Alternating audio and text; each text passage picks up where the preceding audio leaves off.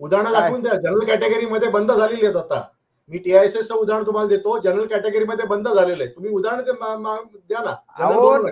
UPSC MPSC मध्ये general कॅटेगरीमध्ये selection होतात रिझर्वेशन मधले. सदावर्तेंनी काय सांगितलं ऐका तुम्ही, रिझर्वेशन दाखवा म्हणजे काय, ते काय असं कागद आहे का दाखवायला? मुद्दा असा आहे की एलिजिबल आहेत की नाही. तुला बोलताय साहेब, 10-15 वर्षापूर्वीचं बोलताय, आता नाही होत आहे. म्हणजे आता काळ बदलतोय म्हणून आता प्रगती होत नाहीये का? ज्या कॅटेगरीमध्ये आहे त्याच कॅटेगरीमध्ये होतं. तुम्हाला बदलता येत नाही कॅटेगरी.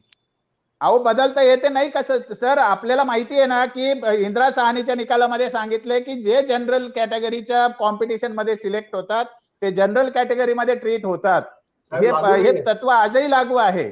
नाही असं कसं म्हणता तुम्ही? नाही, MPSC UPSC ची यादी काढून बघा. मला माहिती आहे आमच्याकडे होतं म्हणून, युनिव्हर्सिटीच्या रिक्रुटमेंट मध्ये होतं. अरे माझ्याकडे माहिती आहे ना, काढून घ्या. काय तुम्ही दुरुस्ती करा तुमची माहिती. उदाहरण द्या म्हटलं, उदाहरण काय द्यायचं? हा जनरल लॉ आहे, हे जनरल कॉन्स्टिट्युशनल लॉ आहे, याला काय उदाहरण द्यायचे तुम्हाला? लॉ असे खूप आहेत. मी तुम्हाला एक स्पेसिफिक उदाहरण द्या असेल. लॉ असे खूप आहे म्हणजे लॉचा विचार नाही करत का तुम्ही? हो साहेब, ऍप्लिकेबिलिटी ऑफ लॉ पाहिजे ना. अरे ऍप्लिकेबिलिटी म्हणजे काय? ऍप्लिकेबिलिटी म्हणजे काय? म्हणजे तुम्ही म्हणाल तेच तत्व होतं का? लॉ कशाला असतो? लॉ कशाला असतो? लॉ कशाला असतो? बस माझा मुद्दा तोच होता. तुमच्याकडे उदाहरण नाहीये. उदाहरण नाही म्हणजे काय? यादी तुम्ही आधी सांगितलं असतं तर उदाहरण घेऊन आलो असतो मी. मुद्दा हा आहे की हे कायदेशीर आहे की नाही, घटनात्मक आहे की नाही. तर क्रिमिलेअर लावणं हे घटनात्मक आहे. विषय एवढा आहे. क्रिमिनल लॉला घटनात्मक नाही. घटनेमध्ये कुठेही तसा उल्लेख नाहीये. 341 342 मध्ये क्रिमिनल. अरे घटनेमध्ये आरक्षणाचा उल्लेख एकाच ठिकाणी, आपण 4 ठिकाणी वयाची अट शिथिल करतो, आपण कमी मार्काला सिलेक्ट करतो, हे करतो की नाही? घटनात्मक स्पेशल प्रोव्हिजनचा भाग आहे ना तो.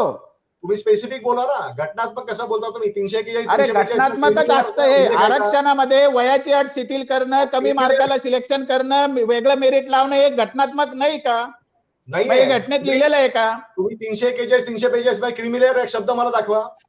अरे 341 342 खाली आयोग तरी कुठे लिहिला आहे? प्रश्न असा आहे की कार्यपद्धती ठरवते ते संसद करते. माझा मुद्दा तोच होता. क्रिमिनल हे घटनेत नाहीये जे तुम्ही आता म्हणताय ते.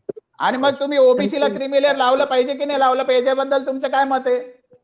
क्रिमिनल कुणालाच लावता कामा नये, पण प्रत्येक वेळेला ही आणि जातीच्या आधारावर आरक्षण द्यायचा उल्लेख आहे का घटनेमध्ये? मग माझं म्हणणं नाही, जातीच्या आधारावर आरक्षण द्यायचा उल्लेख आहे का घटनेमध्ये? परत तुम्हाला सांगतो मी की जातवार ज्या वेळेला आपण जात हा शब्द घटनेमध्ये आहे का आरक्षणामध्ये? तेवढं तुम्ही मला सांगा. आहे ना. SC आणि ST 341 आणि SC आणि ST जात आहे का? SC आणि ST जात नाहीये ना. मग काय कास्ट बेस रिझर्वेशन आहे? अहो SC आणि ST ही कॅटेगरी आहे, जात नाहीये. अहो साहेब, SC आणि ST कास्ट बेस रिझर्वेशन आहे. हे तुम्ही मनाने काही सांगू शकता. घटनेत कुठे लिहिलेलं आहे तेवढं मला सांगा. तुम्ही घटनेत कुठे लिहिलंय तेवढं मला सांगा. कॉन्स्टिट्युशनल असेंब्लीमध्ये कुठे चर्चा झाली तेवढं मला सांगा. चर्चा झालेली आहे आणि ते बघा तुम्ही सांगा, दाखवा, डेट सांगा. मी तुम्हाला मेल करून पाठवतो मी ते. हा मग मी तुम्हाला मेल करील ना जनरल मध्ये कोण सिलेक्शन झाले त्याचं. पाठवा.